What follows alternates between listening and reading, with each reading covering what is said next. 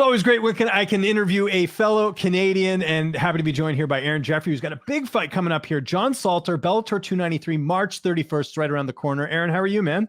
I'm good, man. How are you? No complaints, but I'm not going to be fighting John Salter in a little bit. It's been a minute since we've seen you in the cage. Your last fight was in August. I imagine you wanted to fight sooner than this. Why the layoff? I don't know. I had a bit of an injury towards the end of last year. I don't know if my management even let Bellator know about that or not, but that could have been part of it. But I don't know, man. I definitely wanted to get back in there sooner, but here we are. Yeah, well, no, and again, a great opponent, someone I know that, looking on the rankings and everything looks really great on the resume. When would have been the ideal time to return? Would it have been now, or maybe even like a couple months before? What would have been perfect for you? Dude, I probably would have been ready like at the end of last year. I mean, Oh, really? Okay. I fought middle of August, right? That was my Yeah. last fight. So I mean, we had like 5 months left in the year for me to still fight, or early this year. I want to stay active, man. Like I'm happy to be like on one of the big stages, and I want to stay active as much as possible. Yeah. Well, it's good to see that. It looked like you got a full camp for this one though, right? When did you find out? Yeah, it's been more than a full camp. It's been like a full 2 camps. Okay. I think they let me know, man, like end of November or something, and the fight's end of March. So it's been a long one for sure. Are you excited to fight Salter again, rankings wise, and even if you look who he's fought, this is a big fight for you in terms of moving up that ladder and getting to contention. For sure, man. Yeah, I'm very pumped about it. Like you said, rankings wise, he's number 3 now. He's ahead of me, which is always good to work your way up the ladder. Big name. He's been in the big leagues for a while. He's got a lot of high level guys on his resume. So yeah, I think this is awesome for me. Style wise, how are you looking at this one? Um, they're probably calling it like a striker versus grappler type thing, right? Like he's definitely a grappler. He's a black belt. He's a good wrestler. A lot of wins by submission. I've got a lot of wins by knockout or TKO. So yeah, striker versus grappler type thing. And he's had an even longer layoff than you have. He hasn't fought since March of last year. Of course, he fought Johnny Eblin in that fight. Do you play into that at all? I know he's a veteran, he's always training, but still, being out for that long, that's a really, it's been more than a year, right? Man, if you look at his resume, his last few years, he pretty much just fights once a year at this point. So I guess that's normal for him. It's probably nothing new at this point. I think it's 3 or 4 years in a row. That's what he's done. Yeah. And fighting some good competition in between there. Training camp. I know you like to do some cross training. Take me through that. I know you've done a little bit of training over at Killcliff, home base though, Niagara top team. What does camp look like sort of leading into this? Yeah, so I went down to Florida for Killcliff, like middle of January. I stayed for 6 weeks, got some good work in there, like lots of hard rounds, big bodies, like really solid team there. And then I come back home to Niagara top team in Aegis and just kind of sharpen things up with my coaches here, get a bit more specific, kind of ease up on the body a little bit and just stay sharp. Let's start first with Killcliff. Who did you have a chance to work with over there? We know Marc-Andre Barrios over there, fellow Canadian. Mhm. Who else did you get to work with over there? Yeah, Marc-Andre, Brendan Allen, Impa Kasanganai, Ong. Yeah, the one guy. That's how they always Yeah, say it. It's like Ong from one championship. It's like, yeah, because yeah. everyone butchers his last name. So, Asian Ong. I don't even know yeah. what his last name is. Who else, man? I don't know. There's so many guys. Gerald Mershart, got a bunch of work in with him. Oh, cool. Okay. Delano Taylor, Andre Fiallo. Like, dude, the room is so stacked. Like, there's Yeah, so that's many guys. great. Fozzy, Garrett Fosdick. He's a sick wrestler. I worked a lot with him. And does the confidence level go up a little bit just knowing, you're in there sparring with, mainstays in the UFC, in your case, Bellator, but, getting to work, and especially Brendan, who you fought, which I think is so interesting. For sure, man. That's one of the best things about going down there and going with these high level guys and having great rounds. Like I don't think I lost too many rounds. If I'm losing like beat up bad by anyone, so yeah, I'm feeling super confident going into this next fight. And back home, how big of a boost was it for the team to see Jasmine get that win in her last fight? Yeah, it's huge, man. It's so sick. Her and Mike both, right? Oh, Malai. Yeah, of Yeah, course. Yeah, yeah. it's sick. Yeah, man.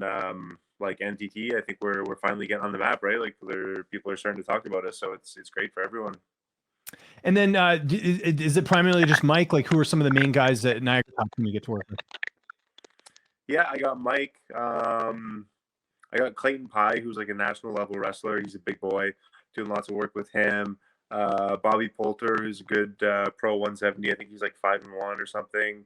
Um, These questions are always hard, man. I feel like I'm gonna miss them. No worries. Hey, listen, it's not your job to do roll call. It's to train and beat people up. So I'm the one kind of putting you on the spot here. But yeah, it sounds like you said, at home, a little bit more focused in terms of the preparation. And then when you go to Killcliff, you're just in there with a bunch of sharks, but you're getting some high level, sparring partners, right? So Exactly. I like to go down there, like maybe not necessarily out of camp, but like further away from the fight.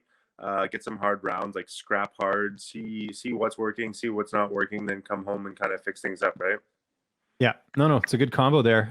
Weight cut obviously going well because you're Jeffery Nutrition. You never miss weight. You know exactly what you're putting in your body, right? Yeah, it's easy at this point, man. I don't even know. I have to think about it too much. Yeah, good stuff. And then as far as who's going to make the trip down with you, Chris Prickett, like who's going to be in your corner for this fight? Yeah, Chris and Lyndon again. Okay, awesome. Yeah. There we go. And Salter, one thing to his credit, he is a pretty durable guy here. I'm just looking at the resume. Eblin couldn't finish him. Mousasi finishes him a bit later in the third round. Lovato, same thing. How do you see your fight going down with him? I could see it going down like that. He's durable, like you said, but he has been finishing later rounds. I wouldn't say I'm a slow starter. I just think I wear guys out and I end up finishing guys later in fights. I have like the fourth round finish, I think a few third round finishes. So I could see a later in the fight finish for me. And you had a big win in your last fight. This fight, you take out Salter. I mean, that's got to put you into contention. Do you kind of feel like a finish here, a win or especially a finish is going to get you maybe one more and then potentially a title shot? Is that kind of what you're thinking about? I think so. He's number 3, so I beat him. I'm right up there, maybe number 3, and then Mousasi and Fabian Edwards, yeah. Yeah, so I think I would probably end up fighting one of those guys next, but maybe a title shot. You never know. Yeah, it's there's obviously a lot on the line, which is really cool here. Who do you think wins that fight between Edwards and Mousasi? Because obviously Mousasi coming off the title loss to Johnny Eblin. I'm gonna go with Mousasi. I think he looked super flat in his last fight against Eblin. I don't think he fought great, but I don't think he's done yet. I think we'll still see some more of some prime Mousasi in his next few fights. And what have you made of Eblin? I mean, this is a guy that, has yet to lose. He's 13-0, took out Mousasi and then had a really nice win over Tokov in his last fight. I'm sure you're paying attention to him. What do you think of him as a champion? Yeah, he's good, man. He's well-rounded. Very good wrestler, obviously. His striking's pretty nice too. I think he's a little bit similar to me, actually. He's like a pressure fighter. He mixes it up nicely, kind of grinds guys out. Yeah, he's good. Yeah, is it kind of cool too? I mean, again, we're looking way down the line here, but let's say you did fight him. There's that, kind of rivalry between Killcliff and ATT. Is that something that crossed your mind at all? For sure, yeah, absolutely. Yeah, that's what would be kind of interesting if it does happen. What about downtime, man? What have you been up to? How are things back in Ontario, by the way? Because I know, like with COVID and stuff, things were on lockdown, but things are kind of back to normal now, right? I think it's pretty much normal now from as far as I can tell. I don't think there's any restrictions anymore.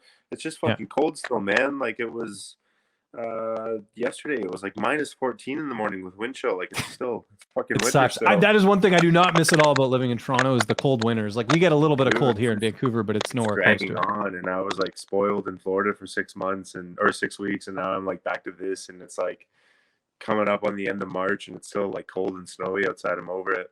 But doesn't that make you tougher a little bit? Don't you think there's something to that, right? Rocky used to do all his boxing camps. I know it's a fictional character, but doing his camps in the cold, right? Yeah, for sure. I think us Canadians are pretty tough, and I'm sure Marc-Andre Barrio would agree. Like our sparring rounds down there are apparently pretty fun to watch. Me and him, good old hockey that's fight. Awesome. Yeah, no, that's awesome. And last question: you watching anything cool on Netflix or any documentaries or TV shows or anything like that? When you get that little bit of downtime. I don't watch anything, man. I just read books. Really? Okay. Do you have a TV in your house? I do. Yeah. I'll throw on. But probably just watching fights though. Old fights and shit. Yeah, but no, I'm a book guy. I'm very boring. No, that's not. Listen, more people should read books. I struggle to read books at night because I'm so tired. But what are you reading right now? Anything interesting? The book I just finished is called Flow. I don't have it near me. It's an older book. It's like a psychology book. It's a pretty famous one. It was cool. I'd recommend it. What's the Cole's Notes like? What's it about? Kind of like how to be happy in life, like to be in the flow state, but like all the time, kind of like to maximize enjoyment, like in everything you do. Okay, I'll have to look into that. Yeah, I like reading that type of like. No, I hate calling it self-help, but it's like you said, psychology books that kind of like help improve your life, right? Which is a little bit Yeah, better. I didn't think I was gonna like it. I thought it was gonna be a self-help book, and it wasn't really. Like the guy's like an old psychologist from like Hungary or something, so it's like kind of old school psychology shit. It was pretty interesting. That's great. And this is going to be a really interesting fight, Aaron. I'm looking forward to it. Bellator 293 coming up here March 31st. If there's anyone you want to thank before we get out of here, any sponsors, any social media, I'll give you the last word. Yeah, thanks to like the gyms that I train at, like the guys down at Kill Cliff, super welcoming. I love going down there. My two teams here, Aegis MMA, Negra Top Team, and then yeah, everywhere social media at AAJ MMA.